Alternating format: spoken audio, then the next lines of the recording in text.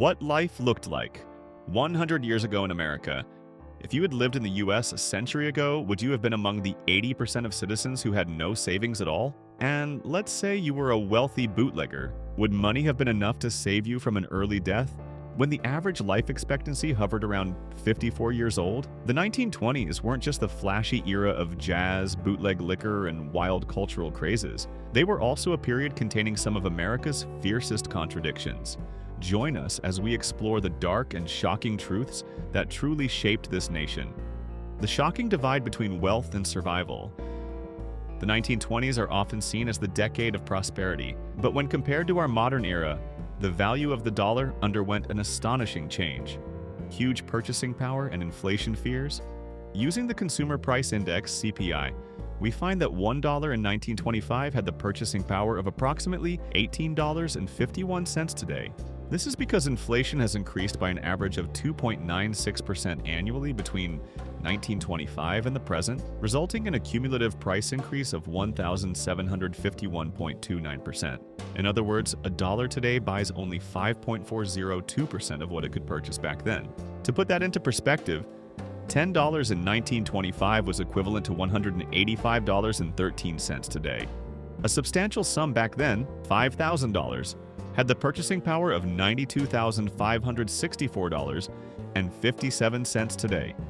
Remarkably, $1 million in 1925 had the purchasing power equivalent to $18,512,914.29 in 1925-2025. This purchasing power also varied depending on where you lived. Inflation in San Francisco, California, averaged 3.21%.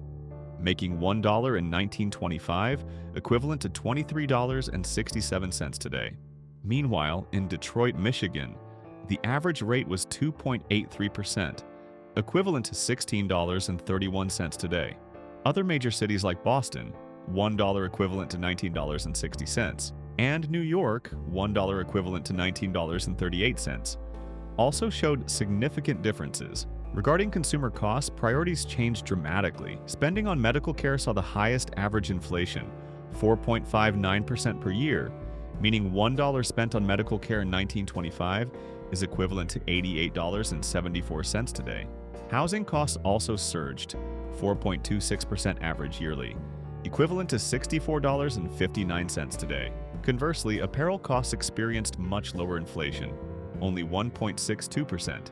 This economic prosperity, with the gross national product, GNP, increasing nearly 40% after World War I, was supported by the Republican administration's laissez-faire, free market, economic policies under President Calvin Coolidge.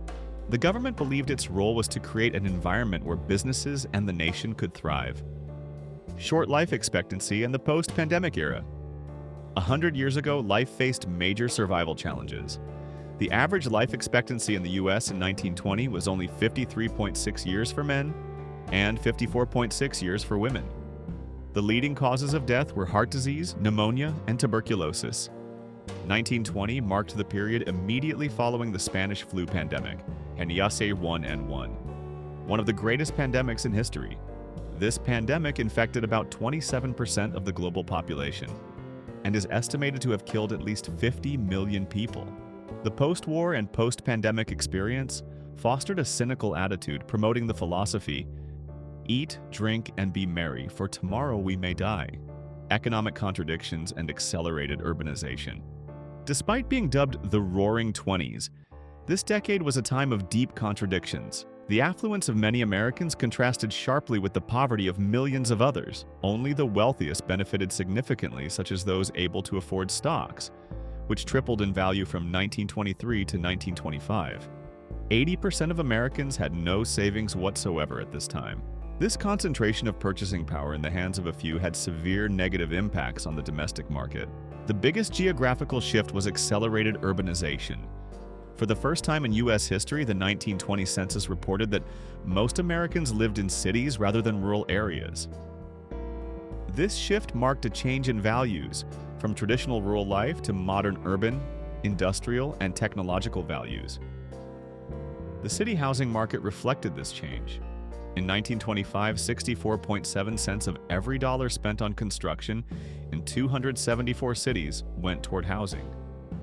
Notably, the number of families housed in multifamily dwellings increased by 226.4% from 1921 to 1925, showing a preference for this type of concentrated housing over single-family homes, which only increased by 72.8%.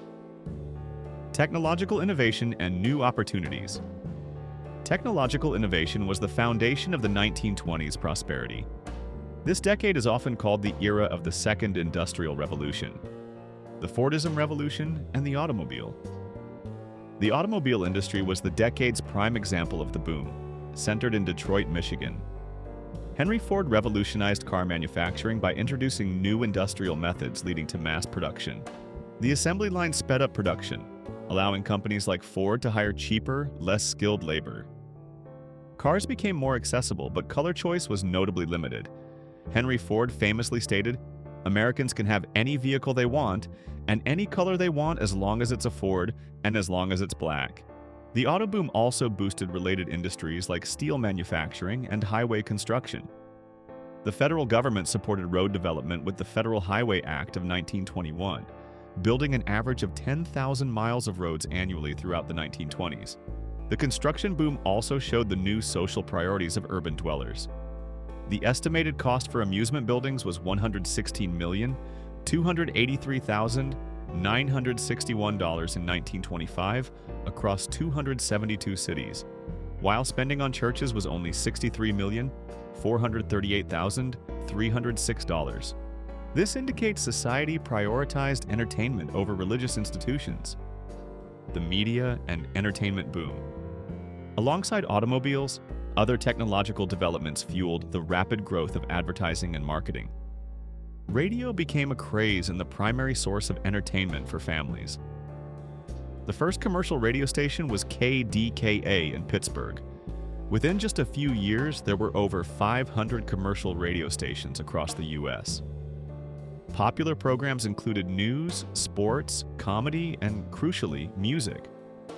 Families gathered around the radio in their living rooms to listen to their favorite shows, such as the Grand Ole Opry, which debuted in 1925. Cinema also thrived. Silent film stars like Charlie Chaplin and Rudolph Valentino drew massive audiences. However, the debut of talkies, especially The Jazz Singer, 1927, was a smashing success and completely changed the industry. It led to the decline of silent film stars, especially those with regional accents like Clara Bow, who had a Brooklyn accent. Women and new employment opportunities. The 1920s saw a gradual increase in the number of women in the workforce, especially after they won the right to vote. The 19th Amendment in 1920. The economic boom created new job opportunities for women, particularly in urban areas, where traditional gender roles began to evolve. The number of working women increased by 25% from 1920 to 1929. The introduction of electric home appliances, like washing machines, vacuums, and canned goods, reduced the burden of housework, allowing women to pursue work outside the home. Popular positions included teachers, secretaries, and telephone operators. They also entered retail, advertising, and manufacturing. Engineers, mechanical, and electrical were also respected professions, often requiring university degrees, playing a key role in maintaining new manufacturing technology. However, this progress had severe limitations. Higher education opportunities were restricted, and women were encouraged into gender-appropriate fields. Most working women held low-paying jobs and were paid less than men for the same work. By 1930, only about a quarter of women over 15 were employed, the rest working unpaid within their families or on farms. The illegal industry. Prohibition. Another type of job opportunity arose from the 18th Amendment, effective in 1920. Prohibition banned the manufacture and consumption of alcohol. This led to a thriving underground economy, with a rise in organized crime. Being a bootlegger was an extremely lucrative profession, allowing the daring to become wealthy quickly if they evaded the law. Notorious figures like Al Capone amassed huge fortunes from illegal liquor trade. Prohibition also spurred the creation of speakeasies. Unlike previous male-only saloons, speakeasies welcomed women, transforming them into new centers for social mixing and entertainment. Despite being illegal, speakeasies provided the perfect environment for jazz music and newly emerging dances. The 1920s brought many new careers. If you could choose one, would you want to be a new technology engineer, a beloved silent film star, or a mysterious fast-money bootlegger? Share your choice in the comments below. Flapper culture, the Jazz Age, and quirky crazes. The 1920s were dubbed the Jazz Age by writer F. Scott Fitzgerald, a decade that, for the first time, emphasized youth culture over older generations. The Jazz Age and youth culture. Jazz music, rooted in ragtime and blues, spread to the mainstream thanks to the radio. This music fueled a series of frenzied dances like the Charleston, Black Bottom, and Shimmy. These dances were condemned by conservative Victorian moralists as too suggestive.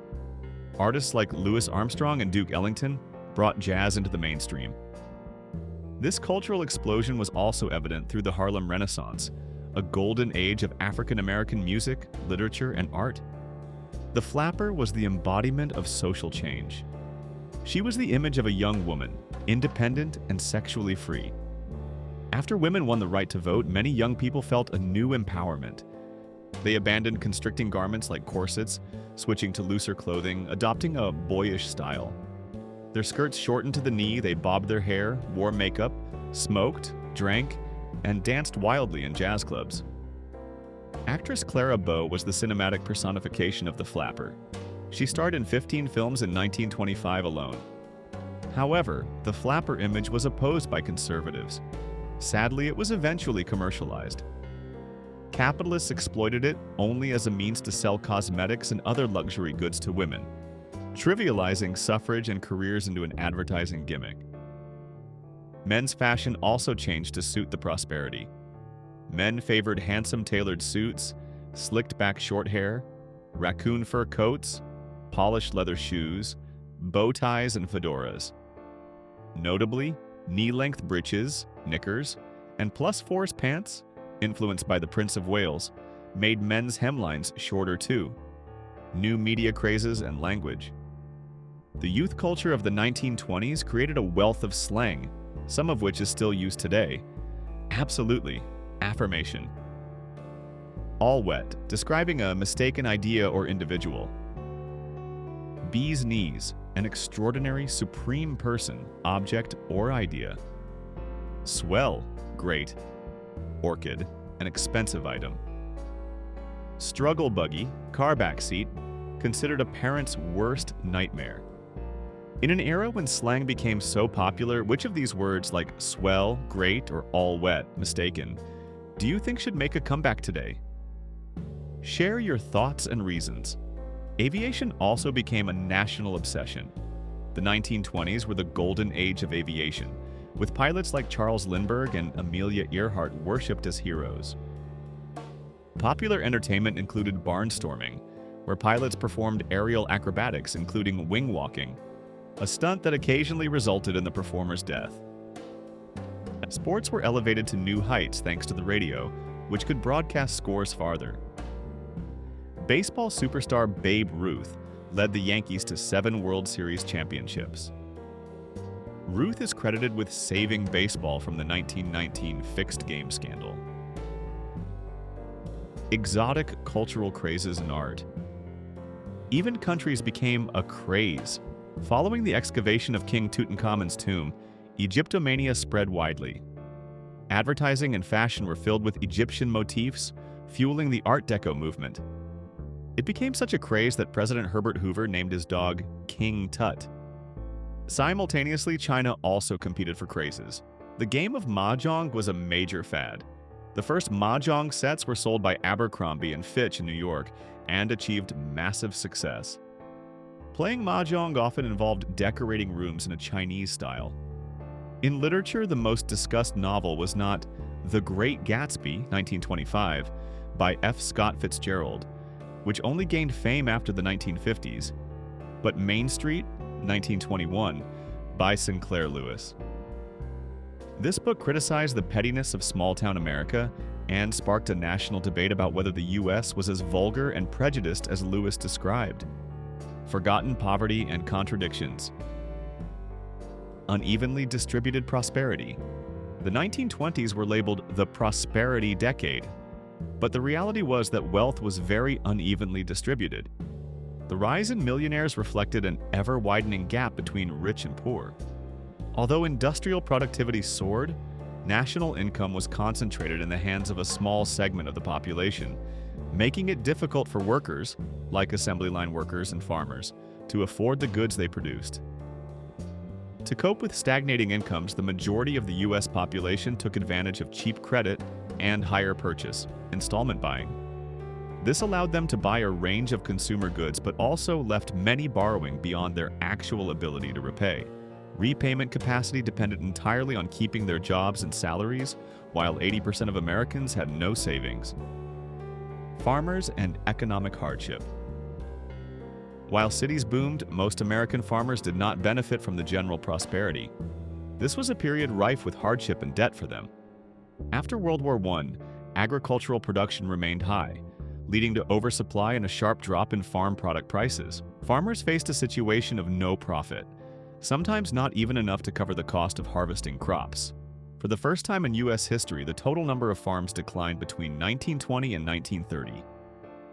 Racial discrimination and the African American experience. Poverty was especially severe in African American communities. Despite the Great Migration of over 6 million people from the rural South to industrial northern cities, seeking better jobs after WWI, they were still poorly treated. Even in the North, African Americans still faced racial discrimination. They were often forced into the lowest wage manual labor jobs and discriminated against in employment searches. This was due to a combination of racism and the low level of education they largely received. Many African American families had to live in ghettos in cities like Harlem, Manhattan, Chicago, and Philadelphia under very poor conditions. In this difficult economic environment, African Americans did not share in the prosperity. Their only real escape was jazz music and dancing, though this was often done to entertain the wealthier white class. The government's laissez-faire attitude. In this era of apparent prosperity, the toleration of poverty is surprising. The Republican administration in the 1920s, favoring the laissez-faire philosophy, believed that social responsibility was not the state's job, except in the areas of law and national defense. They believed intervention to relieve the poor was outside the role of the government. Intervention was also seen as violating the freedom of individuals and businesses. Furthermore, there was a confident optimism that America was on the verge of permanently solving the poverty problem, a belief shared by President Herbert Hoover, thus eliminating the need for intervention. Even worse, the poverty of minority groups was considered entirely desirable by some segments of society. Therefore, the poor simply accepted their circumstances. In summary, the prosperity of the 1920s was ephemeral, concentrated in certain cities and industries, and unsustainable due to uneven income distribution, eventually leading to the Great Depression. The 1920s was a period of prosperity but also of wide wealth disparity. What do you think is the biggest lesson the modern generation can learn from this decade of contradictions? Leave a comment and share this video with friends to discuss. It has been a century since America's Roaring Twenties began. In 1921, alcohol was banned, newspapers were shouted on corners, and segregation shaped daily life. These pictures capture the charm, humor, strangeness, and struggles of the early 1920s. This 1921 photo shows NYPD Deputy Commissioner John A. Leach watching agents dump liquor into the sewer after a Prohibition raid. In the 1920s, thousands of women were fined or even jailed for breaking strict dress codes. Showing too much shoulder or thigh could lead to arrest. This photo captures an Atlantic City officer measuring the hemline of the latest swimsuits. The very first Miss America pageant took place in Atlantic City, New Jersey in 1921. 16-year-old Margaret Gorman of Washington, D.C. won, receiving a Statue of Liberty crown and a cape with flag stripes. This is how Times Square appeared in 1921. On the right side stands a marquee promoting the silent movie The Four Horsemen of the Apocalypse. Beyond New York City, life moved at a slower pace. This 1921 photo from Cassville, Wisconsin, shows both an auto repair shop and a shoe store. In 1919, once World War I ended, the US lifted its ban on civilian radio use. Before long, radio became one of America's favorite entertainments. On August 5, 1921, the very first baseball broadcast aired Pittsburgh Pirates versus Philadelphia Phillies. As radio's popularity grew, the personal electronics business thrived. This shop in Stockton, California was promoted as the only true radio store in San Joaquin Valley. From 1921 to 1925, owner Clarence O. Gould even broadcast his own KJQ station from here. In the early 1920s, new technology made cars more affordable. With automobiles, Americans could travel long distances, settle in suburbs, and commute to city jobs. This December 1921 photo shows William C. Durant, head of Durant Motors, inspecting vehicles at a factory in Queens. America's roads were expanding, but many main routes looked far different. This 1922 photo shows a car climbing the unpaved Topanga Canyon Road just outside Los Angeles. The first American public high school was founded in 1821, but for decades, secondary schooling remained out of reach for many. By 1921, however, high schools were becoming a vital part of society, bridging childhood with the adult worlds of college and work. At Greenbank Consolidated School in West Virginia, a student studies chemistry, following pioneers like Marie Curie into the laboratory. In the 1920s, many rural schools still operated in single-room buildings.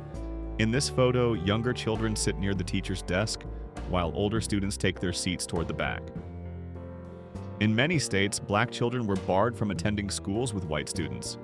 During the 19th and early 20th centuries, leaders like Booker T. Washington worked to build respected schools for black communities, where teachers held vital roles. This 1921 photo shows a young girl reading at her desk inside Pleasant Green School in Marlinton, West Virginia. In the 1920s, mail trucks became frequent targets for organized crime. To reassure the public, the Postal Service reinforced their vehicles with armor. This 1921 photo shows a postal worker testing the bulletproof glass installed on the new armored mail trucks. A police officer on a motorcycle issues a speeding ticket to a man riding a penny-farthing bicycle too quickly. Surprisingly, it's still possible to get a speeding ticket on a bike today.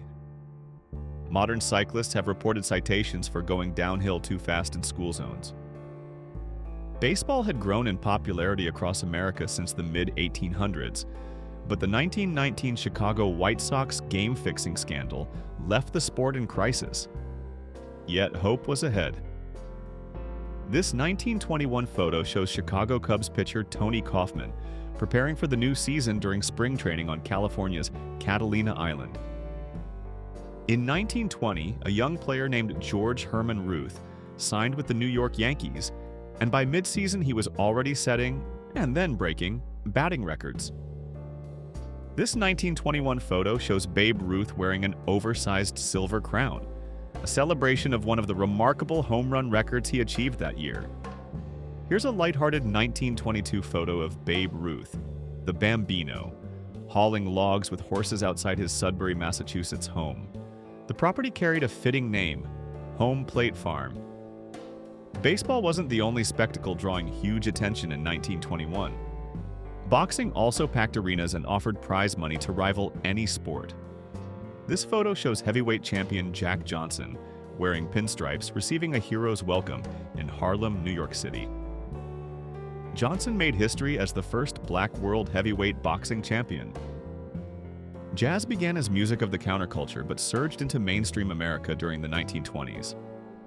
Kid Ory's original Creole jazz band, hailing from New Orleans, was among the earliest. Here, they perform a show in Oakland, California in the early 20s. Historians credit Louis Armstrong with pioneering the jazz solo, reshaping the sound of the genre. This 1921 photo captures Armstrong as a young man in New Orleans, pictured alongside his mother and sister, Beatrice. Basketball was also rising in popularity during the early 1920s. This 1921 photo shows the Oliver High School team from Winchester, Kentucky, alongside their coach, E.J. Hooper. The NBA wouldn't arrive for another 25 years. The 1921 caption for this photo described the children as caging a basket.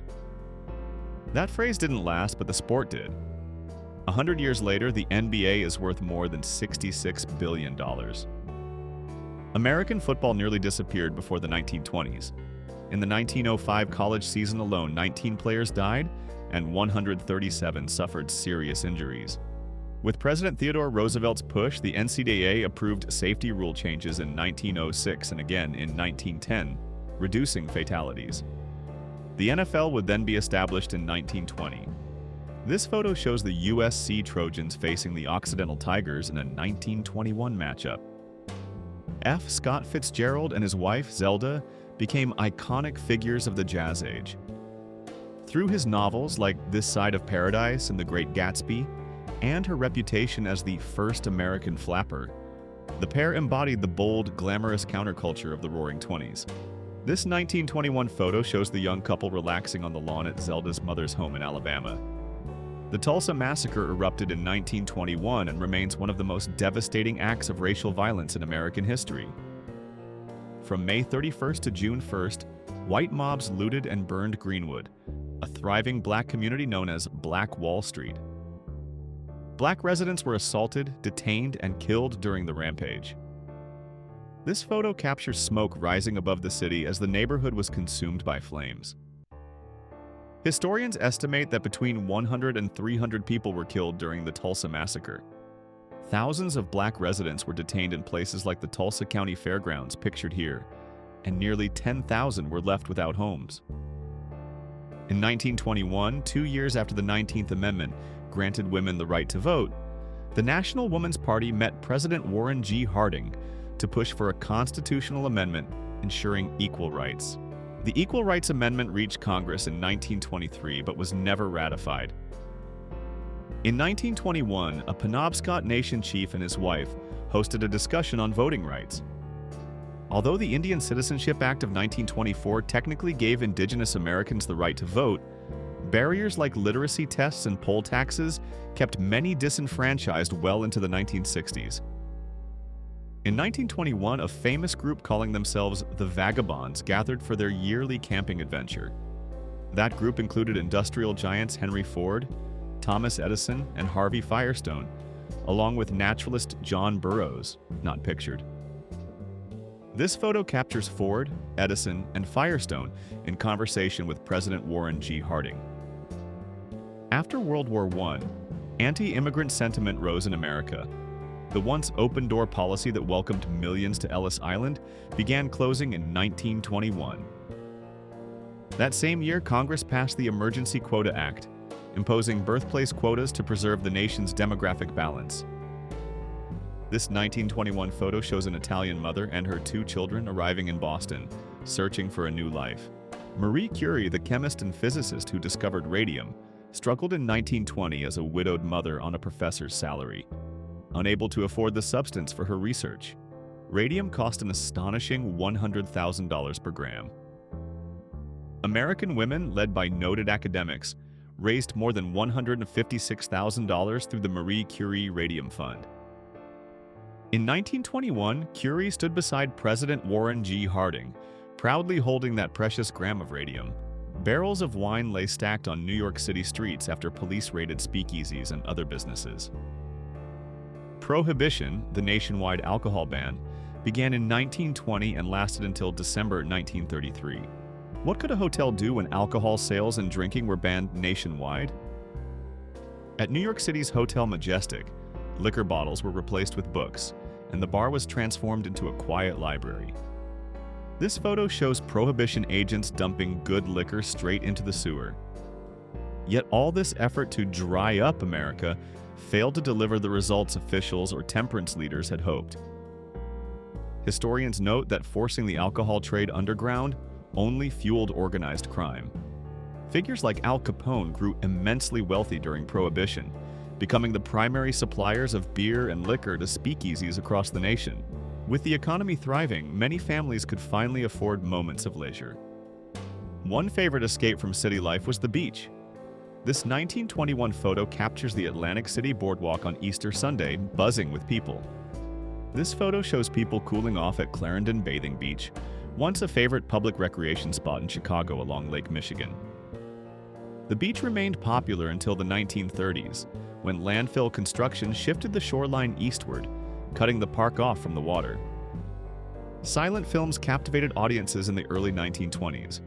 Here, director Rex Ingram holds a cigar and megaphone while guiding the production of The Four Horsemen of the Apocalypse, starring Rudolph Valentino. Audiences crowded into picture palaces, grand theaters with plush red velvet seats, to watch silent film stars like Charlie Chaplin.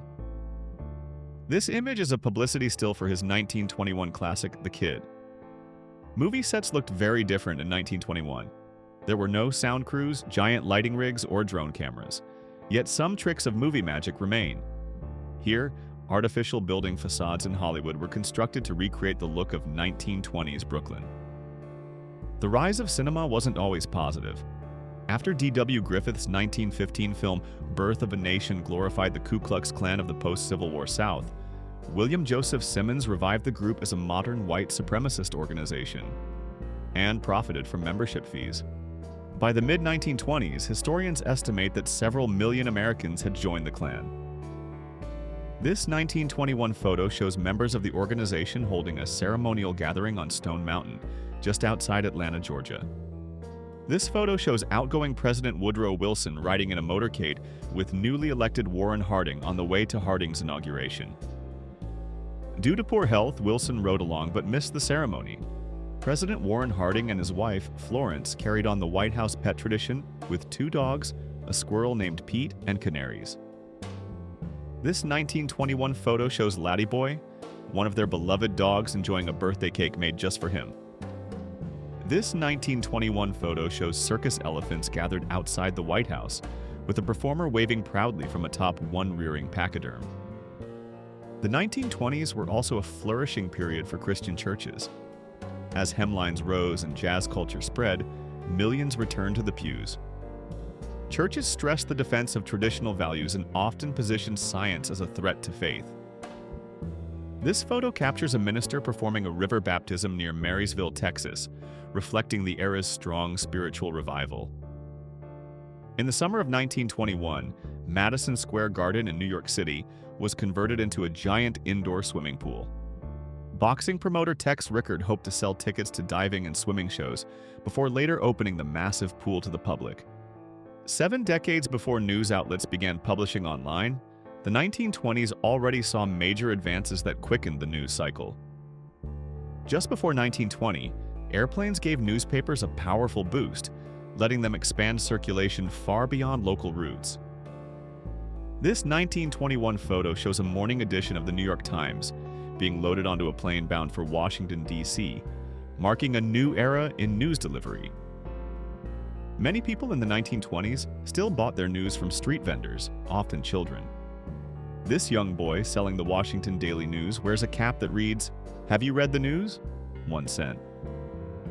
Childbirth in the 1920s was extremely risky. In the early part of the decade, America's maternal mortality rate stood between 700 and 800 deaths per 100,000 births.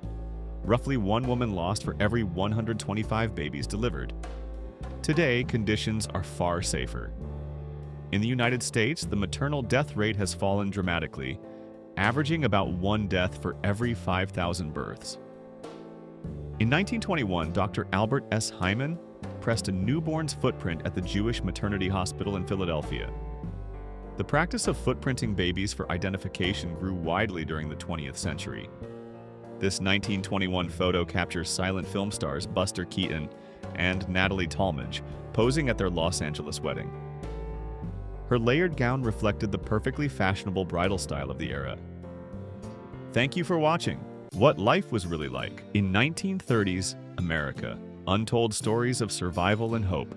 If the 1920s were a decade of lavish parties, vibrant dances, and seemingly endless prosperity, then just a decade later, the Great Depression hit like a prolonged headache, plunging America into one of the most challenging and painful periods in modern history. Today, we're going to turn back time and return to the 1930s to discover what life was really like. This isn't just a dry chapter from a history textbook. It's the authentic story of the daily struggle for survival for millions of Americans. of seemingly insurmountable difficulties. But more importantly, we'll explore how these resilient hearts found hope and small joys amidst the darkness. Join us as we listen to the untold stories of unwavering resilience, creativity, and indomitable community spirit. General context: a time of unprecedented hardship. The 1930s opened with a shocking event, a devastating blow that completely transformed the economic and social landscape of the United States, quickly spreading across the globe. The stock market crash in late October 1929. Around noon on October 24, 1929, dubbed Black Thursday, the Wall Street stock market began to falter. But the peak of this horrific event was October 29, 1929, also known as Black Tuesday, when everything truly collapsed uncontrollably. This event was not merely a financial crisis. It was the trigger that led to the Great Depression, a period that economists and historians describe as the worst and longest economic downturn in all of modern industrial history. The repercussions of Black Tuesday didn't stop at the trading floors. They quickly spread throughout the economy, causing deep and lasting scars on all social strata. Immediately, unemployment rates skyrocketed to unimaginable levels. In 1930, the number reached approximately 4 million people. By 1932, it had surged to 11 million, and at the peak of the crisis in 1933, nearly 13 million people had lost their jobs, pushing the unemployment rate to 25% of the working population. That means 1 out of every 4 working-age adults couldn't find a job. A truly terrifying figure, far exceeding all previous predictions and experiences. Imagine 25% of your relatives and friends suddenly without income, without work, without a clear future. The despair wasn't just evident in the numbers, it was present on every face in every personal story. With no income, thousands of people lost their homes because they couldn't pay their mortgages or rent. The sight of makeshift shantytowns springing up in city dumps, dubbed Hoovervilles, a derogatory reference to President Herbert Hoover, became all too common. These homes were cobbled together from any materials that could be found: scrap metal, discarded wood, eggshells, cardboard, anything that could provide temporary shelter from rain and sun for desperate families. People who had once been breadwinners, who had held important positions in companies, now endured the humiliation and pain of having to search for food in trash cans to feed themselves and their loved ones. They were fathers, husbands, brothers, whose self-respect had been crushed by cruel circumstances. This despair was further highlighted by the fact that a job posting for just 6 positions could attract over 15,000 applicants. Each long line of people waiting for a tiny opportunity was a living testament to the harshness of the times. Even those fortunate enough to keep their jobs were not immune to the effects of the Depression. They faced brutal wage cuts, potentially up to 60%. This meant their living standards plummeted dramatically, making it incredibly difficult to afford even the most basic necessities. To make matters worse, in addition to the economic crisis, the Great Plains and the American Midwest also suffered a devastating natural disaster known as the Dust Bowl. This was a deadly combination of prolonged drought, strong winds, and misguided farming practices, which stripped away fertile topsoil, turning once green fields into vast dust deserts. Dust storms not only destroyed crops but also ravaged homes, caused respiratory problems, and made life in these areas unsustainable.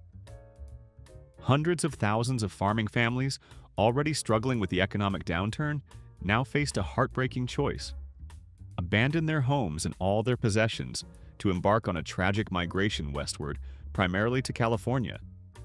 These migrants were often called Okies, a term used for those from Oklahoma, although they could be from any state in the Dust Bowl region. Their lives on the road, and even upon reaching California, were often filled with hardship, discrimination, and not infrequently opposition from local authorities and native residents. The haunting stories of this migration, of the struggle for survival of these farming families, were vividly and powerfully portrayed through great works of art. John Steinbeck's novel, The Grapes of Wrath, became an icon of this period, telling the story of the Joad family and their journey to find a better life in California. Through Steinbeck's pen, readers could deeply feel the pain, loss, and fragile hope of the migrants. Along with that, Dorothea Lange's haunting photographs, especially the image Migrant Mother, became a timeless symbol of the Great Depression. The photo depicting Florence Owens Thompson, a young mother with 3 small children, her eyes full of worry but still brimming with resilience, touched the hearts of millions and became a powerful testament to human suffering, yet indomitable spirit during that era. These works are not just art. They are living historical records, helping us better understand the depth of pain and the spirit of resilience in an unprecedented, difficult time.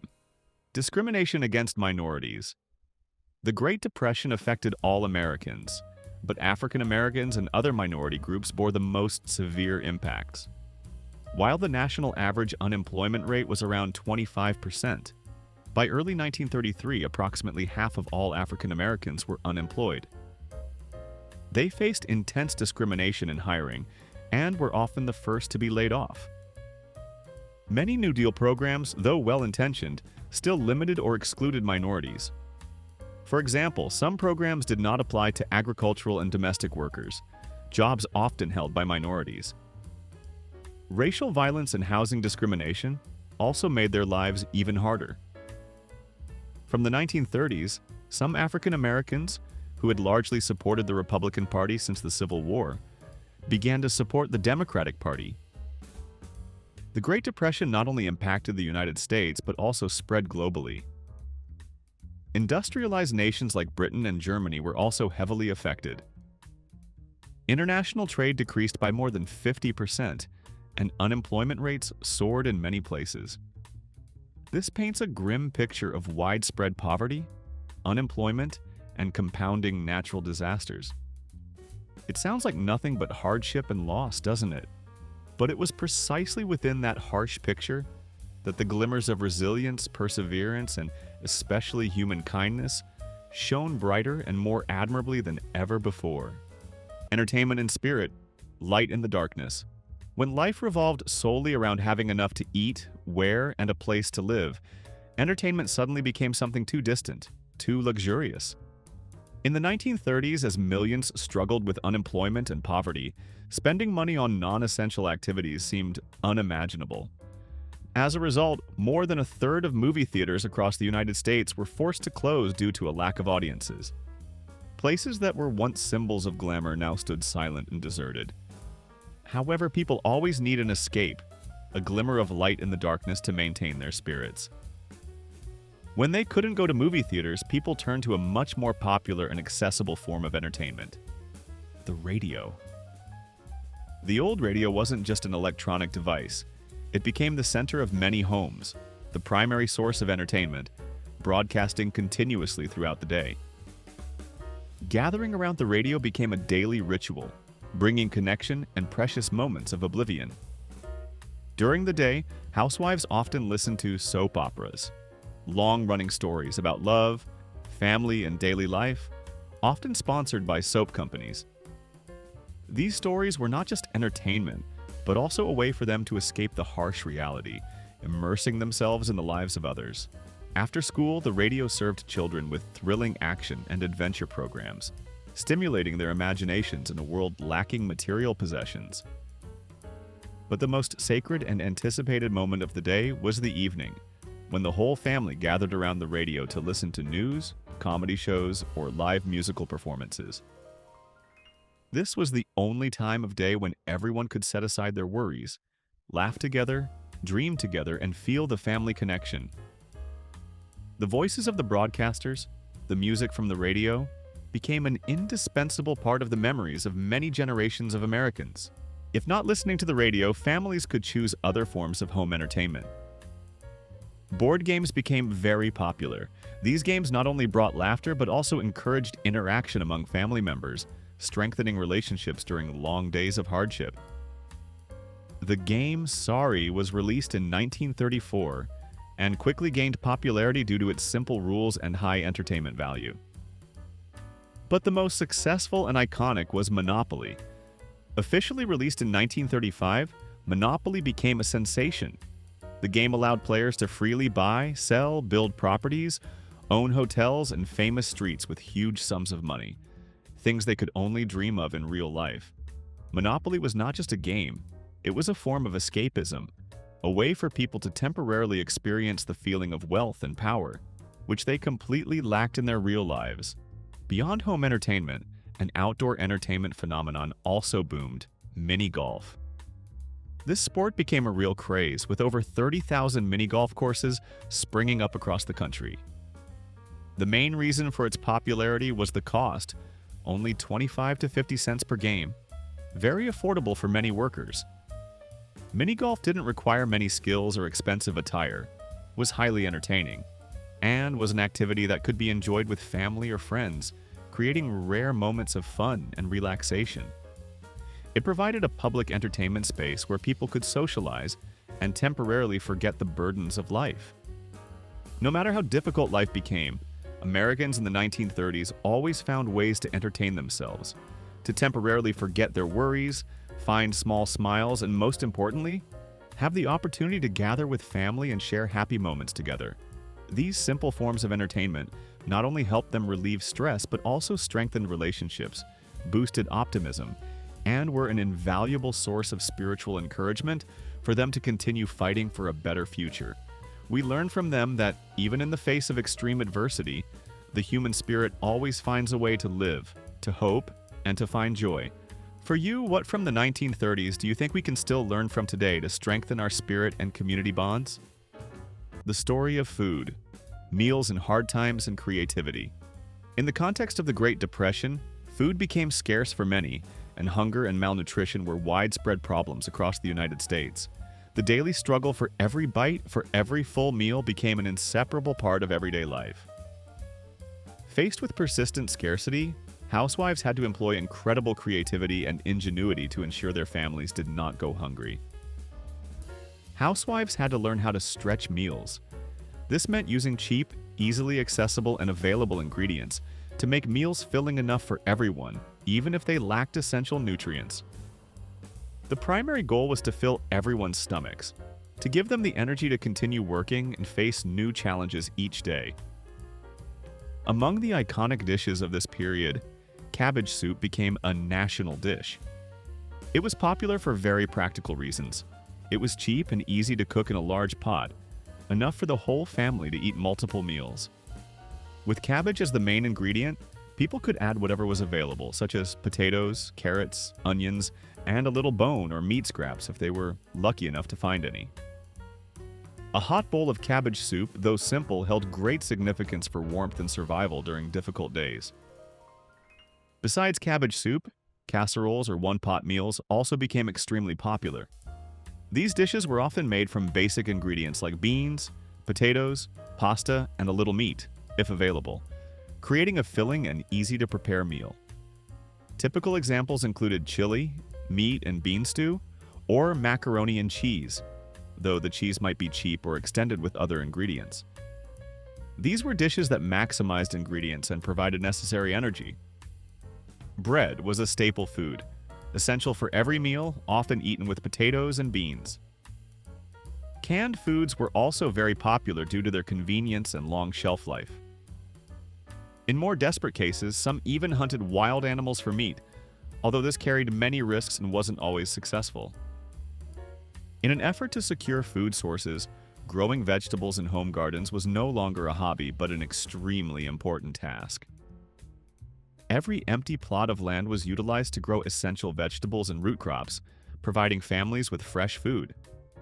Not just home gardens, in some towns, local governments or organizations even transformed unused vacant lots into thrift community gardens. Here, people worked together, sharing labor and harvest, fostering a strong community spirit. A prime example was the Community Garden Program in Detroit, which once provided food for about 20,000 people, an impressive number that demonstrates the effectiveness of this model. Old cookbooks from the Great Depression era are a treasure trove that demonstrates the extraordinary creativity and ability to fully utilize every ingredient by housewives. There were recipes for cookies made only from lard, sugar, and flour without butter, eggs, or milk, ingredients that were luxuries at the time. Or butterbean pickles, which might sound strange but were a unique way to prepare cucumbers, surprisingly utilizing what was available. Pie crusts made from ground cornmeal scraps were also a clever example of not wasting anything. Americans also learned to use every edible part of packaged foods.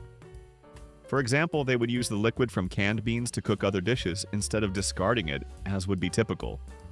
This creativity not only helped them survive, but also showed a spirit of not surrendering to adversity. However, among all the stories about food, perhaps the most haunting is the story of families having to eat in shifts to ensure everyone had food, albeit in very limited quantities. Imagine the scene. Some family members eating on Monday, Wednesday, Friday, while others ate on Tuesday, Thursday, Saturday, and the whole family could only eat together on Sunday. This not only speaks of extreme deprivation, but also demonstrates the boundless love and sacrifice of parents who were willing to go without, to endure hunger so their children could have enough to eat. It was a heartbreaking but deeply moving reality of human compassion. Even in the darkest of times, community spirit was the fire that warmed people's hearts. Communal meals, often called potlucks, became very popular.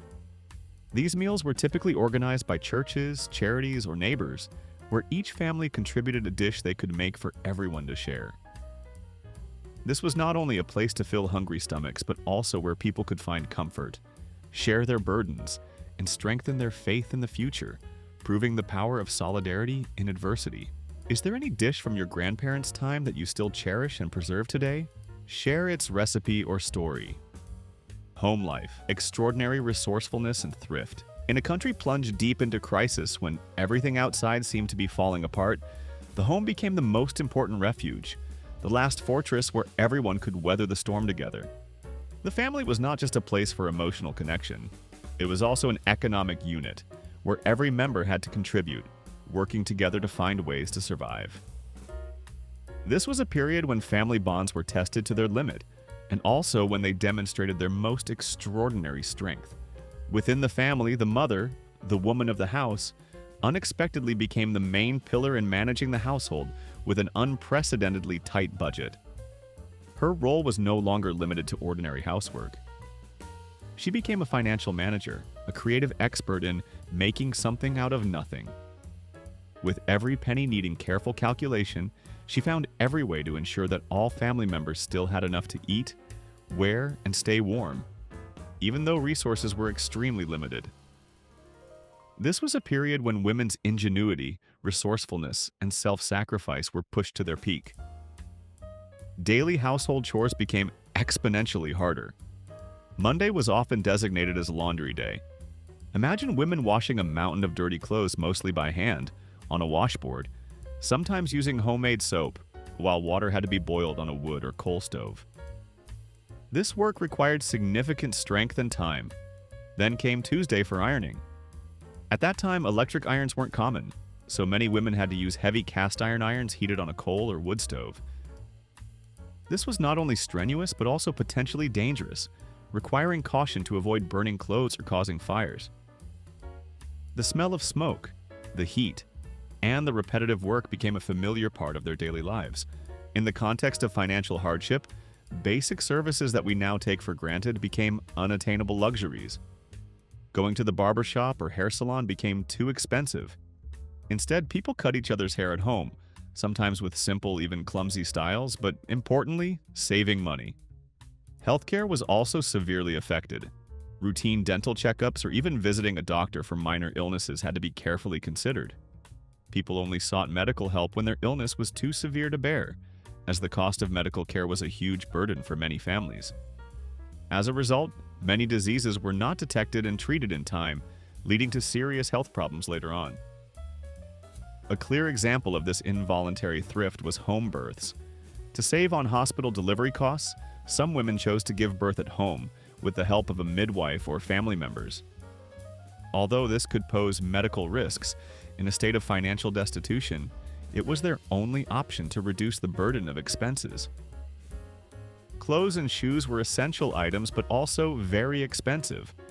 Families had to learn to maximize the use of clothes and shoes, carefully patching them repeatedly until they could no longer be used. The image of clothes covered in patches or worn-out shoes repaired in unexpected ways became a symbol of this era. In harsh circumstances, some families even had to patch torn shoes by cutting rubber pieces from old tires to make soles or patches, a testament to their creativity and ability to make full use of everything around them. Wearing hand-me-down clothes from siblings also became common. This, while perhaps normal today, was for many at the time a great sacrifice of personal pride, as the individual self had to yield to the survival of the entire family.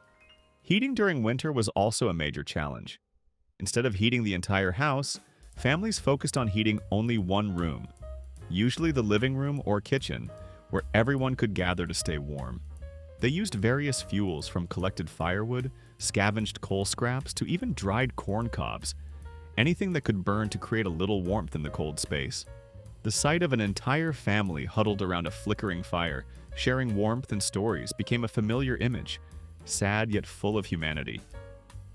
Finally, to alleviate the financial burden and overcome difficulties together, many families and relatives decided to live together under one roof. This helped them share the burden of living expenses, from rent, utilities, to food and other meager resources. Crowded homes with multiple generations living together were not just shelters, but also symbols of solidarity and mutual support. In a period where isolation could lead to collapse, bonding and sharing became vital, helping millions of American families weather the storm. Do these stories remind you of your grandmother's resourcefulness, your mother's diligence, or family memories huddled together in one warm room during winter? Share your feelings in the comments below. Government and community support, the New Deal's response. The scale of the Great Depression was too vast, far exceeding the capacity of private charities or local governments to respond effectively. America needed large-scale intervention from the federal government, and that came under the leadership of President Franklin D. Roosevelt. Under the skillful leadership of President Franklin D. Roosevelt, a series of programs and policies were enacted, collectively known as the New Deal. This was a significant historical turning point, marking the birth of the American welfare state, with the concept of the government being responsible for providing a basic social safety net for its citizens. The New Deal was not just an economic recovery plan, it was a revolution in the role of government in people's lives. The New Deal aimed at three main goals: relief for the needy, recovery for the national economy, and reform of the financial and social systems to prevent a similar crisis in the future. Many key programs were implemented during the New Deal era, each playing an important role in revitalizing the nation. Emergency Banking Act, 1933. This was one of Roosevelt's first and most crucial actions. It aimed to stabilize the banking system by providing federal support to banks at risk of failure. This act also removed the gold standard, allowing the government to circulate more paper money, thereby increasing liquidity and stimulating the economy. Federal Deposit Insurance Corporation, FDIC. Established to insure bank deposits up to $2,500. This restored public confidence in the banking system, encouraging people to deposit money back into banks instead of hoarding cash at home. Securities and Exchange Commission, SEC. Created to oversee stock transactions, preventing the fraudulent and manipulative market practices that contributed to the 1929 crash. Civilian Conservation Corps, CCC. An extremely successful program that employed young men aged 18 to 25 in conservation work, such as planting trees, erosion control, and forest protection. Approximately 2 million young men participated in this program, not only providing them with jobs and income, but also contributing to the protection of the nation's natural resources. Federal Emergency Relief Administration, FERA.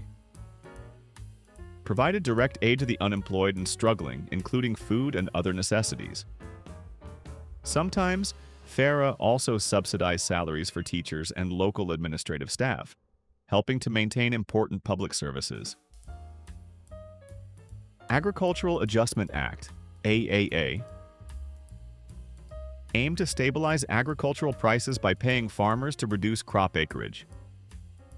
Although controversial for encouraging reduced production while many were hungry, It helped increase farmers' incomes and stabilize the agricultural market. Works Progress Administration, WPA, became the nation's largest employer, providing jobs for millions of unemployed people in public works projects such as building roads, bridges, schools, and airports. The WPA also had projects supporting artists, writers, and musicians, helping to preserve and develop American culture. Social Security Act, 1935.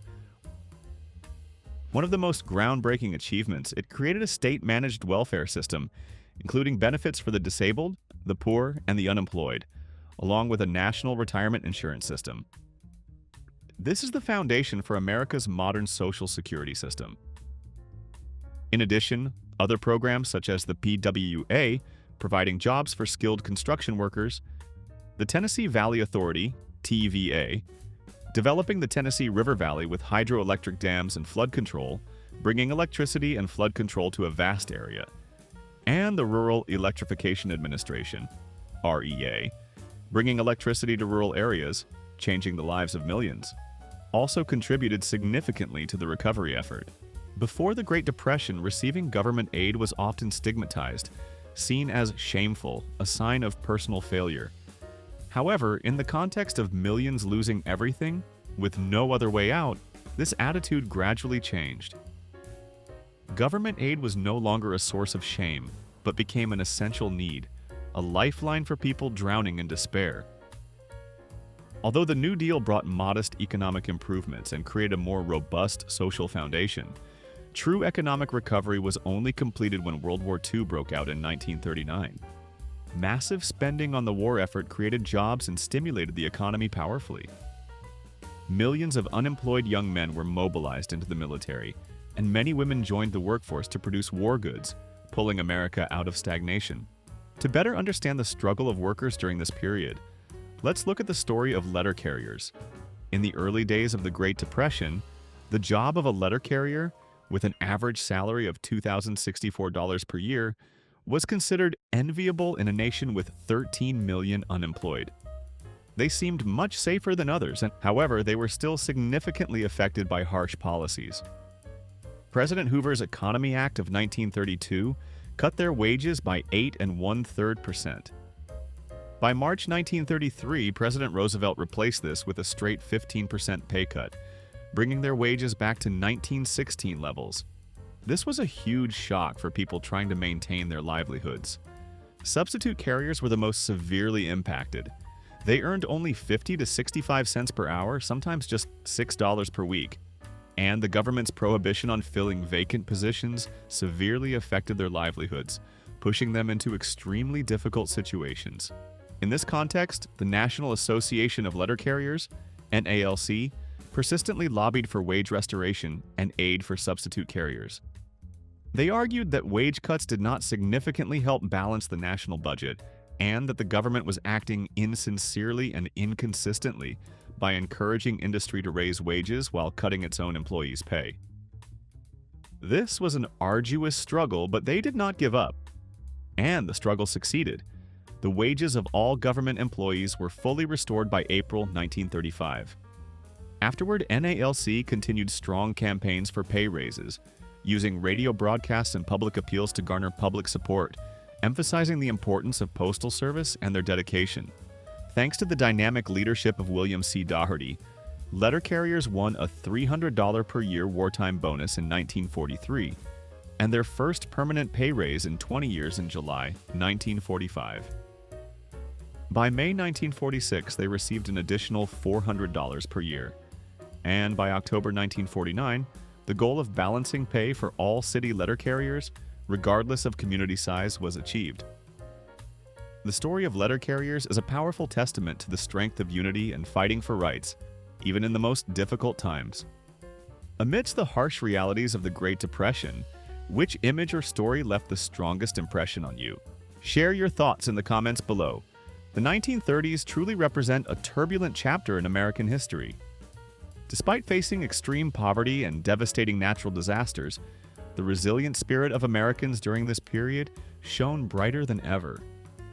They did not let hardships extinguish hope or weaken their will, but rather transformed them into a powerful motivation to unite, to create, and to collectively build a stronger foundation for the future. Their story of struggles, sacrifices, and even small joys amidst the darkness is a powerful reminder of core values that never change. The value of honest labor, the meaning of family as the last fortress, and the enduring strength of community. We hope this video has provided you with deep insights and emotional perspectives on a memorable historical period. Thank you for watching and joining us. Which part of this turbulent decade resonated with you the most? Share your thoughts in the comments below, and don't forget to like, subscribe, and join. Back to yesterday as we continue to uncover the untold stories of America's past.